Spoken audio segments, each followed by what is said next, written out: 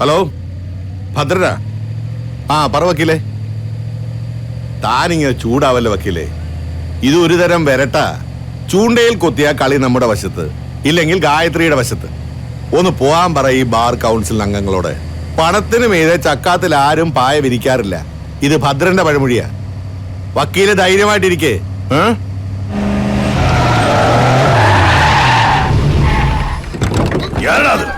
നാഗരാജ്, ഇത് പാട്ടത്തേടാണല്ലോ തമ്പുരാനെ. തമ്പുരാൻ പുതിയ സർക്കസ് കമ്പനി തുടങ്ങിയത് കേട്ടു. അഭ്യാസം അറിയാതെ സുകുമാരന്റെ കളത്തിൽ കളിക്കല്ലേ. വളയം പിടിക്കുന്ന കയ്യാ. വരട്ടല്ലേ സുകുമാരാ. വളയമൊക്കെ ഞാനും കുറെ പിടിച്ചിട്ടുള്ളതാ.